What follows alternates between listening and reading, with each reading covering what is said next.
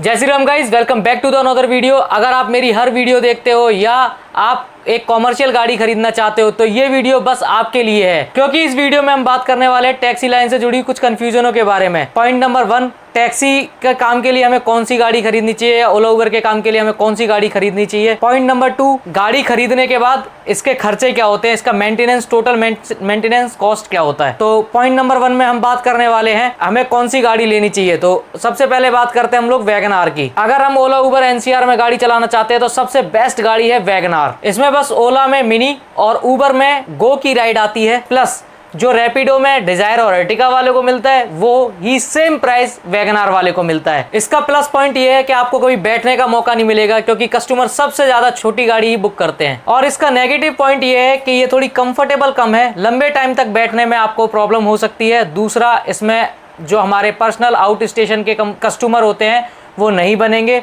और तीसरा, इसमें आप एमएनसी के साथ काम नहीं कर पाओगे, क्योंकि एमएनसी में ऐसा नहीं है वैगन आर नहीं होती, लेकिन वैगन आर का काम बहुत ही ज्यादा ना के बराबर होता है एमएनसी कंपनियों के पास। अब बात करते हैं डिजायर की। ये भी कुछ वैगन आर से कम नहीं है। इसमें ओला में मिनी और प्राइम, उबर में गो सडान एंड प्रीमियर तीनों ड्यूटियां खोल सकते हैं। वैसे गो सडान में कुछ ज्यादा फर्क नहीं है, लगभग बराबर अमाउंट का फेयर आता है, लेकिन प्रीमियर में कभी कभार कुछ ज्यादा अच्छे पैसे मिल जाते हैं। ड्राइवर और पैसेंजर दोनों के लिए ही कंफर्टेबल होती है, तो कभी कभार जो थोड़े लग्जरी टाइप के कस्टमर होते हैं वो डिजायर को बुक करते हैं। प्लस पॉइंट है इसका कि हम इसे एमएनसी में भी लगा सकते हैं, प्लस आउट स्टेशन की बुकिंग भी अच्छी खासी आ जाती है, वैगन आर से ज्यादा आ जाती हैं। और मिनी और गो में इसे लगभग चलाते रहेंगे तो जैसे वैगन आर कभी खड़ी नहीं होती वैसे डिजायर भी खड़ी नहीं होगी। और इनका जो मेंटेनेंस, मतलब जो सीएनजी का खर्चा है वो बराबर आता है, लगभग 10-20 किलोमीटर का फर्क आता है। तो इंसान इसे मिनी और गो में भी चला सकता है और मिनी और गो में चला के भी अर्निंग अच्छी खासी कर सकता है। और इसका नेगेटिव पॉइंट है ये वैगन आर से कम से कम 2.5 लाख रुपए के आसपास महंगी है, और 2.5 लाख रुपए के हिसाब से इसकी कमाई जो होनी चाहिए वो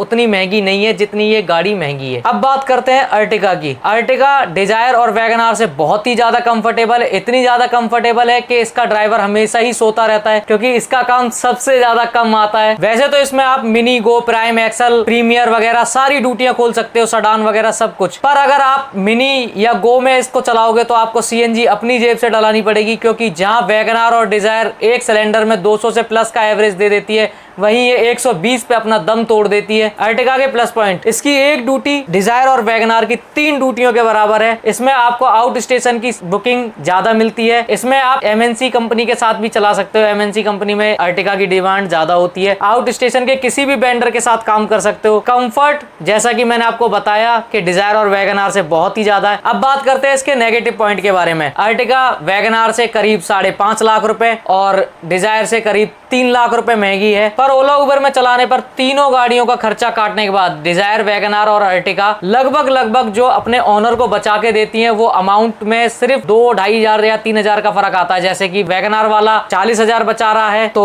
डिजायर वाला 42,000 बचाएगा और अर्टिगा वाला 45,000। इससे ज्यादा का फर्क नहीं आता। मैंने बहुत सारे लोगों के साथ में ये चीज बैठ के डिस्कस भी करी है, और इसकी ड्यूटी सबसे कम आती है, जैसा कि मैंने अभी 2 बार इस चीज को रिपीट भी कर दिया है, लेकिन नेगेटिव तो नेगेटिव में ही आएगा। तो गाइज अब बात करते हैं हम अपने दूसरे पॉइंट के बारे में, टैक्सी का मेंटेनेंस कितना होता है, ओला उबर में गाड़ी चलाने के बाद क्या खर्चे आते हैं, कैसे खर्चे आते हैं एनसीआर में अगर हम गाड़ी चलाते हैं तो गाइज देखो, मैं सारी गाड़ियों के बारे में तो नहीं बता सकता, क्योंकि डिजायर और वैगन आर मैंने ज्यादा दिन यूज नहीं करी है। मैंने अर्टिगा, मेरे को यूज करते करते 2 साल पूरे हो जाएंगे, और मैं अर्टिगा के खर्चे के बारे में बताता हूँ। लेकिन डिजायर और वैगन आर के खर्चे भी लगभग बराबर ही बैठते हैं अर्टिगा के, बस उतना ही फर्क है जितना इनकी एक्स शोरूम प्राइस में फर्क है। जैसे अर्टिगा हमें 5.5 लाख रुपए महंगी है और डिजायर हमें 3 लाख, उसी हिसाब से इनके खर्चे थोड़े से कम है। और वैगन आर आप लेते हो तो जल्दी से जल्दी फ्री कर पाओगे, क्योंकि लगभग हम बराबर ही कमा रहे हैं डिजायर, वैगन आर और अर्टिगा से ओला उबर में चला के। अगर आप किसी कंपनी के साथ काम करते हो तो एक अलग अलग अर्निंग हो सकती है। और मैं बात सिर्फ ओला उबर की कर रहा हूँ, क्योंकि मैं भाई ज्यादातर मैंने ओला उबर में ज्यादातर क्या सिर्फ मैंने ओला उबर में चलाई है। आउट स्टेशन भी मैं बहुत कम जाता हूँ, कंपनियों के साथ मैंने काम कभी करा नहीं है। मैं बात कर रहा हूँ अर्टिगा की। इसके जो हमारे खर्चे होते हैं, हम सारे खर्चे जो हमारे पूरे साल के खर्चे होते हैं, पूरे साल के खर्चे को एक दिन में डिवाइड करके बताएंगे। जैसे कि मेरी ईएमआई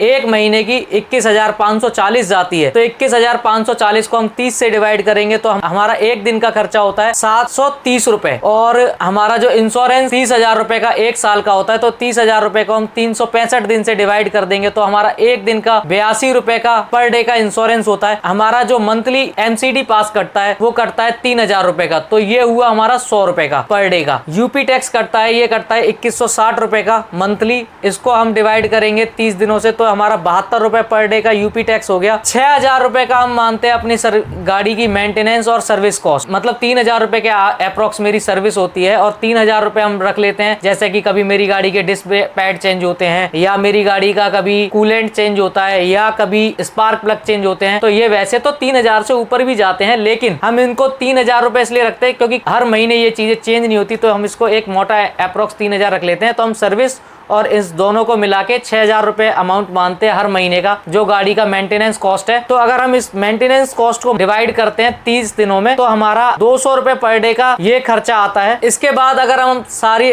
परमिट वगैरह, फिटनेस वगैरह जो भी हमारे डॉक्यूमेंट्स होते हैं, जैसे गाड़ी का फिटनेस होता है, परमिट होता है, ऑल इंडिया परमिट होता है, इन सब का खर्चा जोड़ते हैं तो और छोटी मोटी टूट फूट, तो इन सब का हम 100 रुपए पर डे का जोड़ेंगे, ज्यादा नहीं जोड़ेंगे। पर डे का 100 रुपए जोड़ते हैं। साल के 30,000 रुपए जैसे कोई भी छोटी मोटी टूट फूट या कुछ भी हो जाती है। इसके बाद जो हमारा खर्चा आता है वो आता है टायरों का। और भाई देखो, जो भी गाड़ी को तरीके से चला रहा है, हर महीने 10,000 किलोमीटर चला रहा है, अगर वो 10,000 किलोमीटर नहीं चला पाएगा तो अपनी EMI भी नहीं निकाल पाएगा। और अगर वो 10,000 किलोमीटर चला रहा है हर महीने तो साल में वो चला लेगा 1,20,000 किलोमीटर, और 1,20,000 किलोमीटर चलाने पे उसके टायर चेंज होंगे ही होंगे। तो भाई टायरों का खर्चा भी इसमें हम जोड़ लेते हैं। एक टायर हमें पड़ता है 6,000 रुपए का, और इसी प्रकार से हमें 4 टायर पड़ेंगे 24,000 रुपए के। और 24,000 को अगर हम 365 से डिवाइड करेंगे तो 65 रुपए पर डे हमारा टायरों का खर्चा है। तो 65 रुपए और ये सारे खर्चे को हम मिला लेते हैं, इंश्योरेंस वगैरह सबको मिला के हमारा एक दिन का जो खर्चा आता है वो आता है 1,349 रुपए। तो भाई 1,350 रुपए पर डे का हमारा खर्चा आता है अगर हम गाड़ी को, अर्टिगा को अगर हम मेंटेन कर रहे हैं, अर्टिगा को हम चला रहे हैं। अब भाई जो हमारा खर्चा है, अगर आप इसको मेंटेन कर सकते हो तो आप अर्टिगा ले सकते हो। और डिजायर और वैगनआर के बारे में मैं ज्यादा नहीं बोल पाऊंगा क्योंकि भाई डिजायर और वैगनआर का मेरे को इतना एक्सपीरियंस नहीं है। डिजायर वैगनआर वैसे मैंने बहुत चलाई है, लेकिन खर्चे मैंने कभी उसमें नहीं किए क्योंकि भैया की गाड़ी थी तो भैया ही करते थे। बाकी अगर आप अर्टिगा खरीदना चाहते हो तो 1,350 रुपए हर दिन के, अगर आप CNG काट के, इसमें कोई भी CNG पेट्रोल का कोई भी खर्चा ऐड नहीं है। CNG पेट्रोल काटने के बाद आपको 1,350 रुपए पर डे अलग निकाल के अपनी इनकम में से रखने पड़ेंगे, क्योंकि ये साल में आपके पास खर्चे आएंगे ही आएंगे। और 5 साल बाद आपकी गाड़ी का, 5 या 6 साल बाद एक बार इंजन भी होगा, और ये बड़े खर्चे हैं। तो चलो 5-6 साल वाली बात है, तो इस कभी ऊपर कभी नीचे कमाई होती भी रहती है। लेकिन जैसे कि मैं आपको पहले बताता था कि 2,400 रुपए 2,500 रुपए में डेली के या 4-4 हजार रुपए डेली के बचा लेता था, लेकिन उनमें से मैं 1,300 रुपए नहीं काटता था क्योंकि मैं अपने मंथ की एंड की चीज काटता था। लेकिन साल में तो ये खर्चे आने ही आने ना, जैसे हम टायर के लिए पैसे बचा के नहीं रखेंगे, इंश्योरेंस के लिए पैसे बचा के नहीं रखेंगे, लेकिन एंड में तो वो देना ही देना है ना। इस चीज को सोच समझ के आप गाड़ी लें। अगर आप गाड़ी के साथ इन्वेस्टमेंट करना चाहते हैं तो बहुत ही ज्यादा सोच समझ के इन्वेस्टमेंट करें। बाकी भाई वीडियो का एंड तो कुछ और होना चाहिए था, लेकिन ये महारानी अब वीडियो बनाने नहीं दे रही। बाकी भाई मिलते हैं फिर अगली वीडियो में, तब तक के लिए जय Shri Ram. Like share subscribe करते रहें।